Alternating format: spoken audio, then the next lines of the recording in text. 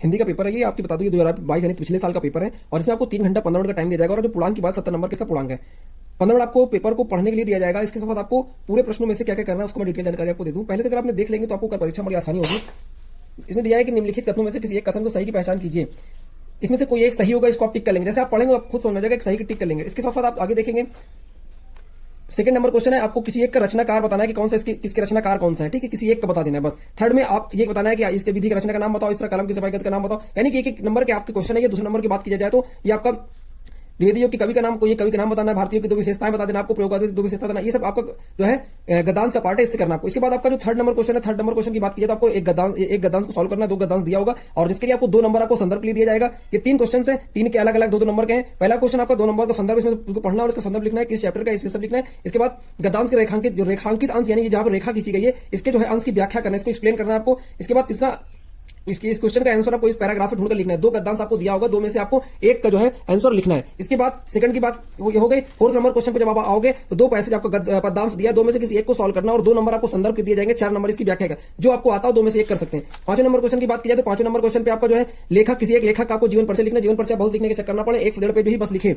इसके लिए आपको किसी एक का लिख देना यहाँ पे। ठीक है, 5 में का में से किसी, इन तीनों में से किसी एक का लिखना है और इन तीनों में से किसी एक का लिखना है। 3 नंबर आपको दिए जाएगा। ठीक है, इसके बाद ये आपका संस्कृत से दिया गया। संस्कृत किसी एक जो है खंड को सॉल्व कर लेना, 2 में से एक को सॉल्व करके जो आपको उसकी व्याख्या कर अनुवाद कर देना उसका बस। इसके बाद अनुवाद में आपको संदर्भ जरूर लिखना है क्योंकि दिया हुआ है, उसके 1 नंबर दिया जाएगा आपको। आपको कोई एक श्लोक लिखना है, कोई भी श्लोक आप लिख दें जो प्रश्न पत्र में ना आया हो आपको, इसके लिए आपको 2 नंबर दिया जाएगा। इसके बाद आपका अगला जो खंड है उसमें 1-1 नंबर का किसी 2 प्रश्नों को उत्तर देना है। 4 में से कोई एक का उत्तर दे दें और 1-1 नंबर आपको दिए जाएंगे एक प्रश्न के। इसके बाद आपको का नंबर के बाद करुण के हास रस में किसी एक रस के प्रभाव देना है, उदाहरण सहित लिखना है, इसके लिए आपको 2 नंबर दिया जाए। खा नंबर में आपको 2 अलंकार उपमा और उत्प्रेक्षा में से आपको किसी एक को उत्तर देना है। छंद की बात की तो गा नंबर में सोरठा और रोला में से किसी एक को उत्तर देना है आपका। उसके बाद जितने भी आपको ये 6 नंबर तक शब्द दिए, उपसर्ग दिए, उसमें से किसी 3 को सॉल्व कर लेना। 3 से शब्द एक शब्द बना देना, आपको 1 नंबर 3 नंबर दिए जाएंगे।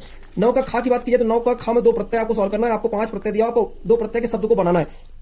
इसके बाद आपको अगले की बात की तो गा नंबर समास विग्रह को करना है। इसका विग्रह और समास कौन सा समास ये बताना है, सिर्फ विग्रह करने के बताएगा। उसके बाद आपको तत्सम बताना है। इसका तत्सम शब्द क्या हो, किसी 2 का बताना है आपको। बताते हैं हाथ का हाथ और बानर का वानर हो जाएगा। इस तरह आपको अगले में क्या करना है कि 2 शब्द की पर्यायवाची बतानी है। इसके बाद अगले में 2 शब्द का संधि विच्छेद को जोड़ना है और संधि का नाम बताना है।